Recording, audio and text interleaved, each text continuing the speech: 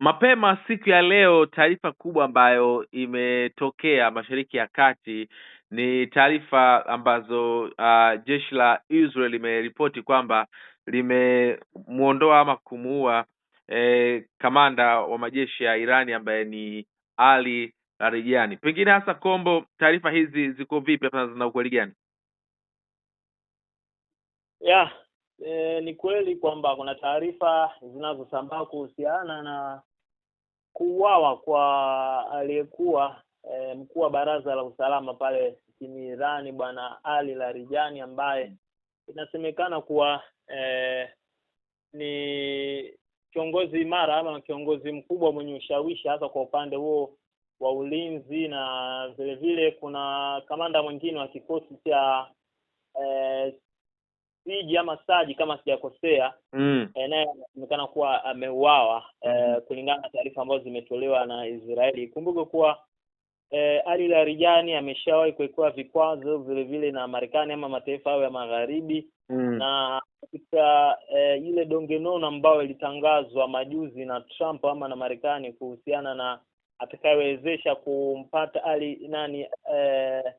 Mujitaba Ali Khamenei taarifa zake, basi naye Ali Larijani alijumuishwa humo kwamba yote ambaye atafanikiwa kutoa taarifa ambazo zinamhusu yeye basi atapata zawadi nono. Na vile vile hata waziri wa ulinzi wa Israel Katz alisema kuwa tumemuua bwana Ali Larijani bure, yani kwa free, bila kutoa pesa kama vile ambavyo iliahidiwa na Marekani. Ila kwa upande mwingine kama dakika 20 nyuma kuna taarifa ambazo zinasambaa kuwa Ali Larijani ameposti kwenye akaunti yake ya X pamoja na Telegram akiandika baadhi ya mambo, miongoni mwa mambo akisema kuwa rehema na baraka za Mwenyezi Mungu zitaendelea kuwa juu yetu katika hii njia ambayo tumeichagua. Kwa hiyo bado kuna mkanganyiko wa taarifa ambazo zinaendelea kusambaa, ingawa vile vile kwa ujumla Irani pia hawaja confirm hicho ambacho kinasemwa na Israeli ama na vyombo vingi kuhusiana na kuuawa kwa Ali Larijani, licha yeye hivi punde kuonekana akiposti kwenye akaunti yake.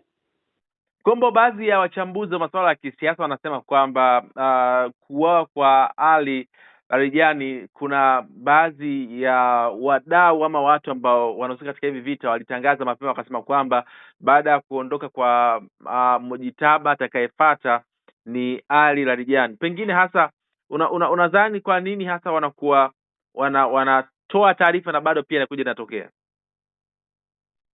Kama nilivyosema, Israeli na Marekani ni miongoni mwa watu wana ujasusi mkubwa ama intelligence kubwa, na vile vile kuna kiongozi mmoja alishawahi kusema kwamba Israeli na Marekani huwa wana survive ama wanafanikisha kwenye mambo yao kutokana na wasaliti kwenye nchi hizo husika ambazo wanazishambulia ama ambazo wanaziingia kwenye migogoro. Yaani kwamba Israeli ama Marekani inatumia nguvu kubwa sana kwenye kuwashawishi wale watu wakubwa ambao wanaendesha serikali nyingi, ambazo hasa zile ambazo wanataka kuzivamia ama kuziangusha. Kwa hiyo ndio maana unaona miongoni mwa mambo mengi ambayo anayasema ni kweli anakuja kutokea kwa sababu washachora mchoro, na mara nyingi huwa wanatumia pesa kwa sababu hakuna karama nyingine ambayo unaweza kumnunua msaliti zaidi ya pesa. Kwa hiyo kwa maana hayo yote anaweza kufanikiwa.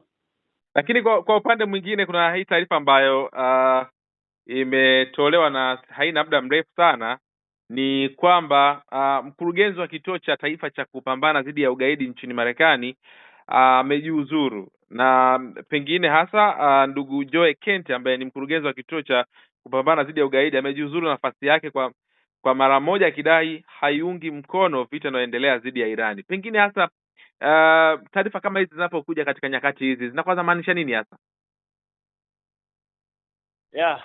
Kama nilivyokuambia kipindi tunaanza uchambuzi ama huu uchambuzi kwamba kuna mpasuko ndani ya serikali ya Marekani na kwenye nyanja mbalimbali pale Marekani kuhusiana na kile ambacho kimefanywa na Trump kwamba hakushauriana na watu ambao ama akiwemo bunge na watu wengine ambao wanahusika kwa kiasi kikubwa kwenye mambo haya ya kivita. Kwa hiyo wengi walikuwa hawajakubaliana na kile ambacho wamekifanya.